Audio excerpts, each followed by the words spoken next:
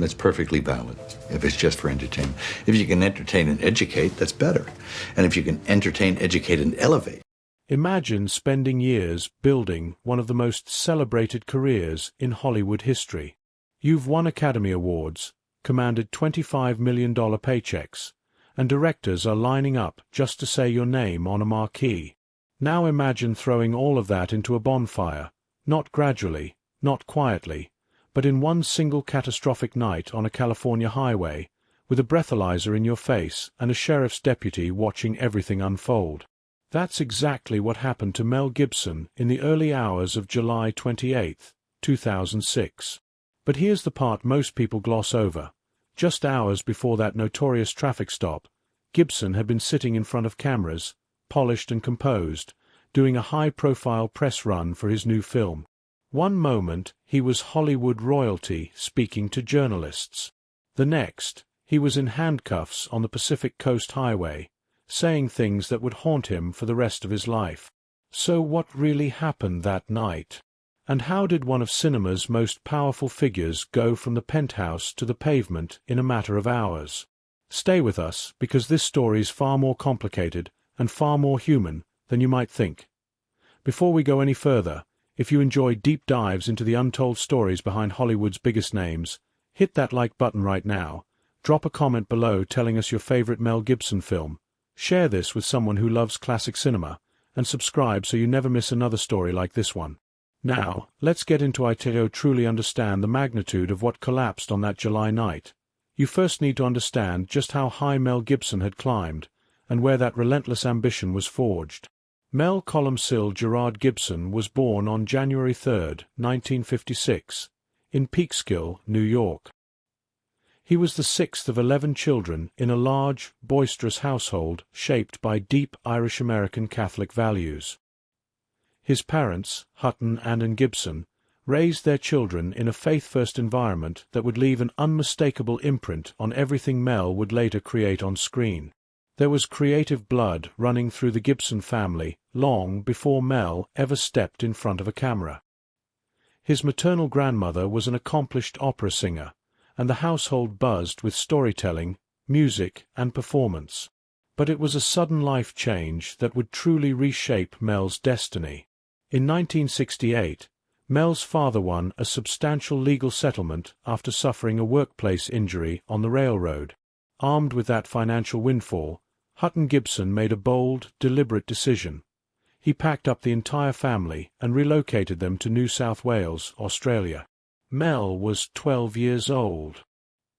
He went from the New York suburbs to the sun-drenched landscape of the Southern Hemisphere almost overnight.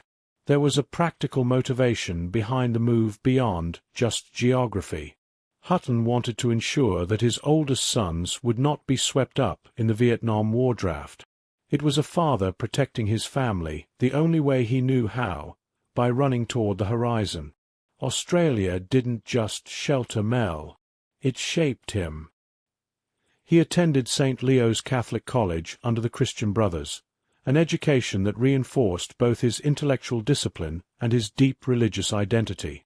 Those years quietly planted seeds that would eventually bloom into some of the most controversial and most celebrated films ever made. By the time he enrolled at the National Institute of Dramatic Art in Sydney, it was clear Mel Gibson wasn't just another drama student. He had an energy that was difficult to define and nearly impossible to ignore. When Mel graduated from drama school in 1977, he didn't wait around for opportunity to find him. He went hunting for it. His first screen appearance came in a low-budget film called Summer City, for which he was paid the princely sum of $400.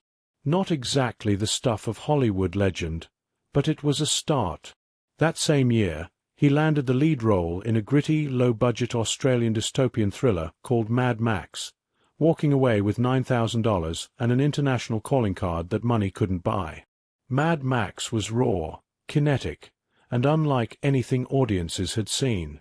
It launched not just a franchise but a mythology, and it put Mel Gibson's face on screens across the world. Critics immediately took notice. Legendary film critic Vincent Canby wrote glowingly about the young actor, noting a magnetic screen presence that recalled the effortless cool of a young Steve McQueen. Others saw echoes of golden-era giants like Clark Gable and Humphrey Bogart, that rare breed of actor who doesn't perform charisma so much as radiate it.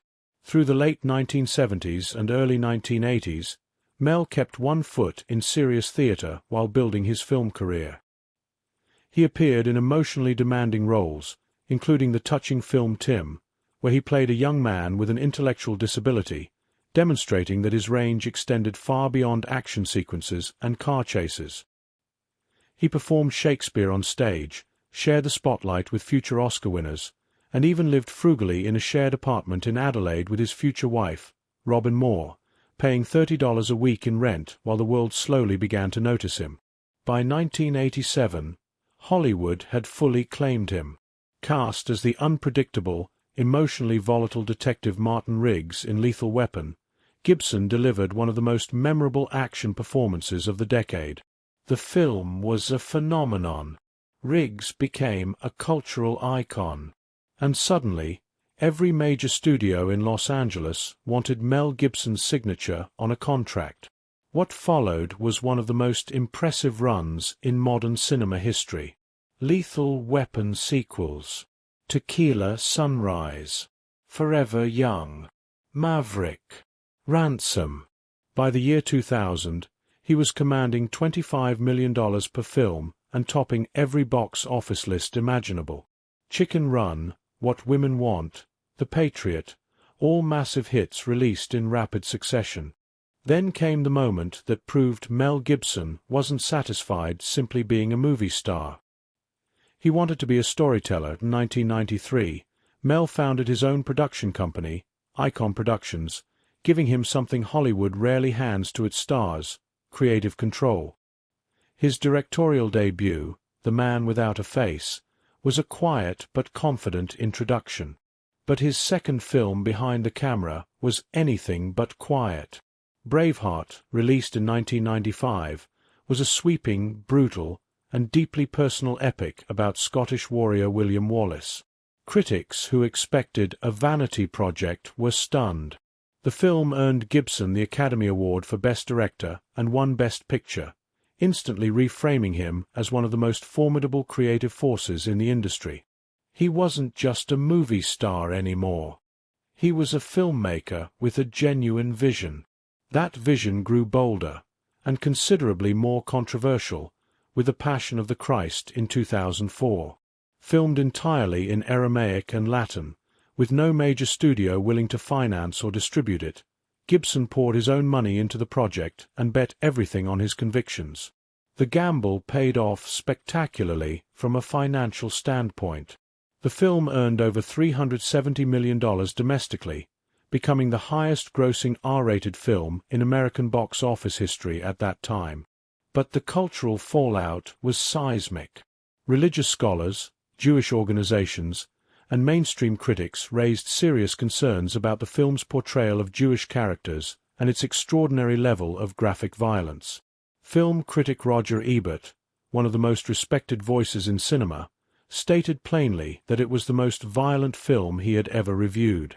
Reports emerged of audience members fainting, crying uncontrollably, and in at least one documented case, a woman in Kansas suffering a fatal cardiac episode during the crucifixion sequence. The controversy made Gibson extraordinarily wealthy and deeply polarizing in the same breath. It also, as he had apparently warned, effectively ended the mainstream career of his lead actor, Jim Caviezel, who later told a church audience that Hollywood shut its doors to him after the film's release, a consequence Gibson allegedly predicted the moment he offered Caviezel the role. Mel followed The Passion with Apocalypto in 2006, another uncompromising, dialogue-sparse epic set among the ancient Maya. He was on a creative roll. His artistic ambitions were soaring. And then, in the middle of that momentum, the summer of 2006 arrived. July 28, 2006 began like many days in a busy press cycle, interviews, cameras, carefully managed public appearances. Gibson was promoting Apocalypto and moving through the machinery of Hollywood publicity. By all outward appearances, Things looked controlled and professional. What nobody could see was the pressure building beneath the surface. After 2 o'clock in the morning, Gibson got behind the wheel of his car on the Pacific Coast Highway in Malibu. Los Angeles County Sheriff's Deputy James Mee clocked him traveling at 87 miles per hour in a 45-mile-per-hour zone. The deputy initiated a traffic stop. When a breathalyzer test was administered, Gibson registered a blood alcohol content of 0.12%, well above California's legal driving limit of 0.08. He was placed under arrest for driving under the influence. What happened during the booking process exploded beyond a DUI story almost immediately. Gibson reportedly made a series of deeply offensive anti-Semitic statements to the arresting officers, targeting Jewish people in the kind of language that leaves no room for ambiguity or charitable interpretation. The remarks were documented, they spread rapidly, and the entertainment industry reacted with a speed and ferocity that underscored just how much damage had been done. Jewish advocacy organizations condemned him publicly. Major Hollywood power players announced they would no longer work with him. Studio executives distanced themselves overnight. The man who had just directed the highest-grossing R-rated film in history was suddenly toxic in the very industry that had made him a legend. On October 10, 2006, roughly 65 days after his arrest, Gibson sat down with journalist Diane Sawyer on ABC News for his first public statement about the incident. It was a high-stakes moment. The world was watching. Gibson did not attempt to minimize what had happened. He called his remarks despicable. He described his behavior as the reckless, poisonous words of someone who had lost control of himself. He told Sawyer that the absolute last thing he ever wanted was to become the kind of person whose words caused real fear and pain in others. Sawyer pressed him on the industry response, the public calls from influential Hollywood figures urging studios to cut ties with him. Gibson acknowledged that the backlash made him deeply sad, not because of the professional consequences, but because it confirmed how badly his words had wounded people. He accepted that he couldn't force anyone to change their opinion of him, and expressed a quiet determination to let his future actions speak louder than any apology could. On the subject of alcohol, Gibson was unflinchingly candid. He revealed that he had struggled with severe alcoholism for years, had managed a sustained period of sobriety, but had begun drinking again in the weeks leading up to the arrest. He described the nature of addiction with blunt honesty, that no amount of fear, whether of losing your family, your career, or your life, is necessarily enough to stop someone in the grip of that disease.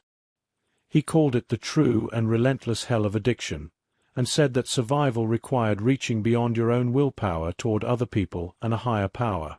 Gibson confirmed he had not taken a drink since the night of his arrest, and credited his support network with keeping him on stable ground during the months that followed.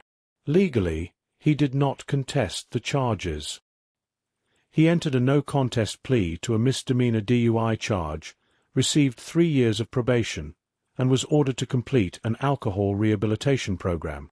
Considering the severity of the public fallout, the legal consequences were relatively contained. The damage to his reputation, however, would take years to partially repair. The arrest didn't just damage Gibson's present, it cracked open his past. In 2010, actress Winona Ryder gave an interview to GQ magazine in which she claimed that Gibson's behavior at the 2006 traffic stop was not an isolated incident. She described attending a Hollywood party around 1996 where Gibson, visibly intoxicated, allegedly directed both homophobic and anti-Semitic remarks at her and a friend. Ryder said that when she tried to share the story with people in the industry at the time, she was dismissed and disbelieved. When she repeated the story in a 2020 interview with the Sunday Times, Gibson's representatives issued a firm denial, calling her account false. Ryder stood by her version of events, stating clearly that it remained a painful and vivid memory, and expressed hope that Gibson had found constructive ways to confront whatever personal demons had driven that behavior. She framed her position around belief in redemption, but made clear that redemption requires full accountability, not denial. The public back and forth between their camps added another complicated layer to an already multi-dimensional story about a man whose private struggles had repeatedly erupted into very public consequences. In 2010, the fallout reached another peak when private audio recordings of Gibson in a violent, abusive argument with his then-girlfriend Oksana Grigorieva were leaked online. His talent agency dropped him. Productions fired him. He was effectively exiled from mainstream Hollywood. For several years, he took whatever work came his way, smaller roles, supporting villain parts, projects that would never have appeared on his radar during his peak years. It looked, to many observers, like the end of a career that had once seemed bulletproof. But Mel Gibson is, if nothing else, persistent. In 2016, he directed Hacksaw Ridge, a gripping World War II drama about conscientious objector Desmond Doss. The film received critical acclaim and earned Gibson an Academy Award nomination for Best Director, his first since Braveheart. It didn't erase the past. Nothing could. But it proved that whatever darkness lived inside him, the filmmaking instinct remained extraordinary. His personal life continued its turbulent rhythm. His long relationship with screenwriter and equestrian Rosalind Ross produced a son, Lars, born in 2017. They stayed together for over a decade before confirming their split in late 2025. Gibson, who already has 9 children across 3 relationships, has spoken publicly about hoping to find a new partner and expand his family further, a statement that generated its own wave of commentary and debate. The unexpected death of actress Nadia Fares, his co-star from the 2022 thriller On the Line, reportedly left him devastated. The circumstances surrounding her passing, discovered unconscious at a swimming facility in Paris, later passing from cardiac arrest, added yet another shade of grief to an already complicated personal timeline. Mel Gibson's story resists simple conclusions. He is, simultaneously, a genuine cinematic visionary whose work has moved millions of people, and a man whose worst impulses have caused real harm and real pain to real people. His trajectory from a 12-year-old immigrant kid in New South Wales to Academy Award winner to arrested DUI suspect to nominated comeback director is not a story about heroes and villains.